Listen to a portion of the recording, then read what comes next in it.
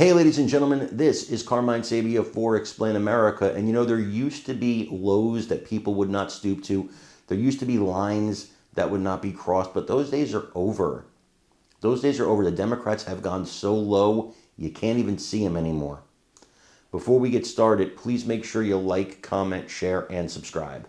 Those little things really help us out, and they help our channel continue to grow.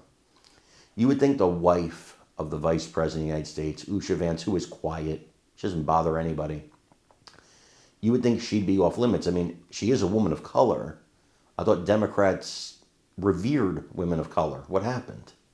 Oh, she's a Republican, and she's married to the Republican Vice President. Oh, so she doesn't fall under the same protections that liberal women of color would fall under. See, you only protect certain women of color. I see Republican women of color all the time online get attacked by Democrats.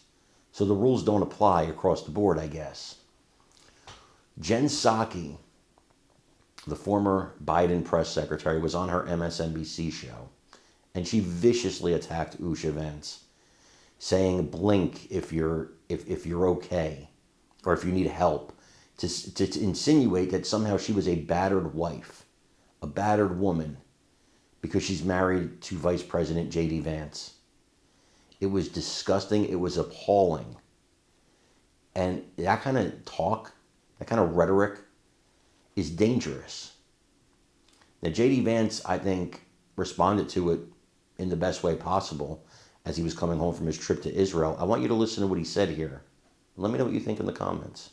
What America's policy should be. But right now, I feel like the Israeli government is committed to the ceasefire, is committed to the peace plan, and we're going to keep on working with them and everybody else in the region to make sure it sticks. Did he rule out any countries providing troops explicitly? There was some talk about Turkey, and you just said some countries were going to, play a different role. Again, I wouldn't say that he ruled it out. He obviously has strong views on some countries negative, strong views on other countries positive. Of course, the United States has its own perspective.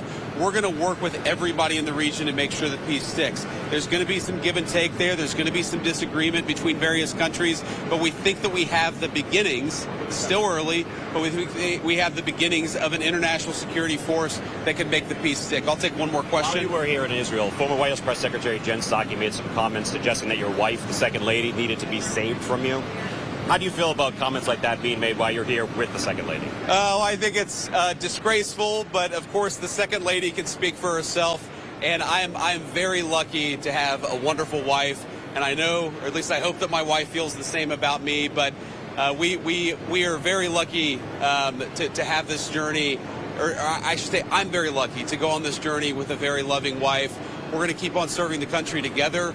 And I'm honored to have Usha by my side on this trip in particular, but always. Thank you, guys. About the West Bank, sorry. Yeah, go ahead. We'll do. Yeah. The West Bank vote yesterday that took place while you were in the country.